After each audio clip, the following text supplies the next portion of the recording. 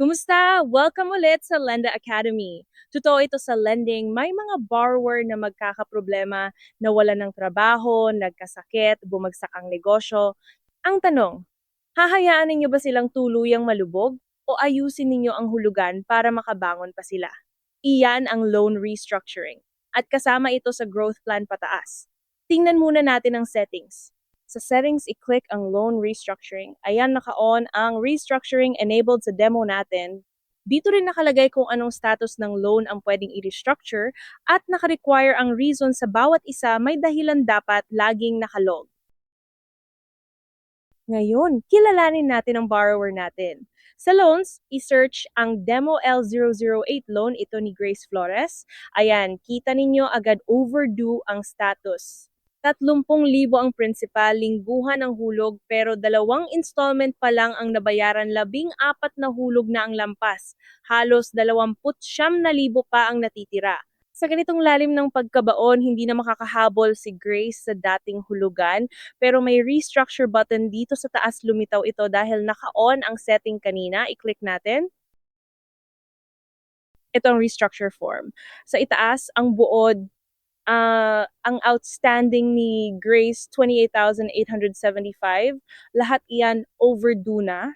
At ang kasalukuyang schedule, 16 weekly installments. Sa kanan naman, ang preview habang binabago natin ang terms. Live na nagre-recompute ito para kita ninyo agad ang magiging bagong hulog bago pa kayo mag-commit. Ang type installment schedule ang gagamitin natin. Bubuo tayo ng bagong hulugan. May one-time payment din diyan kung isang bagsakan na lang ang pag-uusapan.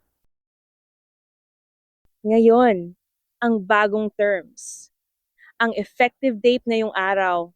Ang frequency mananatiling weekly, kaya ni Grace ang lingguhan, ang laki lang talaga ng hulog ang problema. Kaya ang gagawin natin, pahabain ang hulugan. Mula 16, gawin nating 24 installments. Tingnan ninyo ang preview sa kanan, nag-update agad. Ang bawat hulog mula sa halos 1,800, bumaba na sa 1,200. Malaki na ang ginhawa niyan kada linggo. Pwede rin tayong magbigay ng konting tulong. Sa discount applied, maglagay tayo ng 875 para bilog na 28,000 na lang ang hahatiin. Ayan sa preview, 1,166 na lang kada linggo. Ang restructure fee 0 sa demo natin, pero pwede kayong maningil kung ganoon ang patakaran ninyo. At ang interest mode. No new interest, ang natitirang utang lang hinahati natin, walang dagdag na patong. May opsyon ding maglagay ng bagong interest kung iyon ang napagkasunduan. Panghuli ang reason sa pilitan ito. Sa reason code, itype natin ang hardship at sa notes isulat kung bakit nabawasan ang kita ni Grace at hiniling niyang pahabain ang hulugan. Makikita ito sa audit logs habang buhay kaya maging malinaw. Ngayon, pansinin ninyo may approval required na babala dahil naglagay tayo ng discount sa karaniwang staff. Submit for approval, ang daan pupunta muna sa approver bago mag-apply at pag-aaralan natin ang approvals queue sa hiwalay na module. Pero bilang admin, pwede nating i-apply ng direkta. I-click ang Apply Admin Override, basahin ang babala, may hiwalay na audit record ito, tapos i-confirm. Ayan, restructured na! Dinala tayo sa restructure record, ito ang permanenteng dokumento ng ginawa natin. Magkatabi ang old terms ang dating 16 weekly installments at ang new terms ang bagong 24. Mas magaan kada linggo. Nandito rin ang workflow, ang hardship na reason code natin, ang notes, sino ang gumawa at kailan, at sa baba ang buong bagong schedule rows. Kumpleto ang papeles, kung may magtanong man ang auditor, nandito lahat.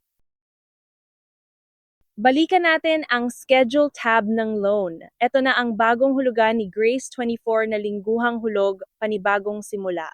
Nasaan ang mga luma? I-click ang Show Restructured Rows.